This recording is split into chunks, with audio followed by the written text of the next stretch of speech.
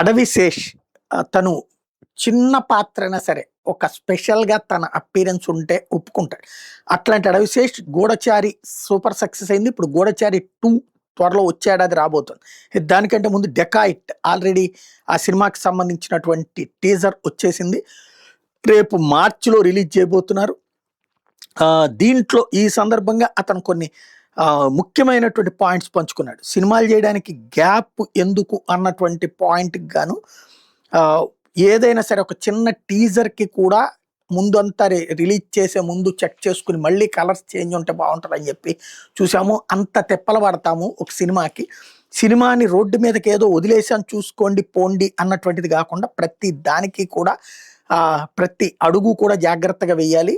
కాబట్టినే అది ఆ గ్యాప్ అన్నటువంటిది, అంతకు మించి మరేం లేదని చెప్పుకొచ్చారు. 'డెకాయిట్' వచ్చే ఏడాది ఉగాదికి వస్తుంటే 'గూఢచారి' కూడా వచ్చే ఏడాదిలోనే మరో పండగకి రిలీజ్ చేద్దామని నిర్ణయించుకున్నామని చెప్పుకొచ్చారు. అదే సందర్భంలో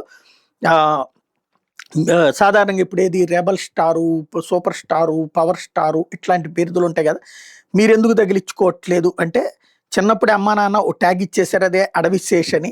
అందుకే ఇక మరో ట్యాగ్ వద్దనుకున్నాను. ఏదో ఒక ట్యాగ్ పెట్టుకుని పిఆర్ వాళ్ళతో లోగోలు చేయించుకునేటటువంటి అలవాటు నాకు లేదు అని తేల్చి చెప్పారు. అది నాకు నచ్చదని చెప్పారు.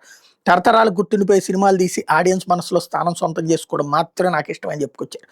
అదే సందర్భంలో ఏదైతే పెద్ద పెద్ద సినిమాలు రిలీజ్ అవుతున్నాయి కదా, వాటి మధ్యలో మరి మీరెందుకు దూరుతున్నారు, ఇబ్బంది అవుదా అంటే, గతంలో కూడా నా సినిమాలకి అట్లాంటి సందర్భంలోనే రిలీజ్ అయినాయి. అయినా కూడా అగ్ర హీరోల సినిమాల మధ్య కూడా మేజర్ విడుదలై సూపర్ హిట్గా నిలిచింది. కాబట్టి ఇంకోటి 'సుప్రియ' నాగార్జున గారి మేనకోళ్ళ అమ్మాయి దీనికి నిర్మాత అనుకుంటా. సమ్మర్లో ఎన్ని సినిమాలు విడుదలైనా ఆదరణ సొంతం చేసుకుంటాయని మేము ఇది రిలీజ్ చేస్తున్నామని చెప్పుకొచ్చింది.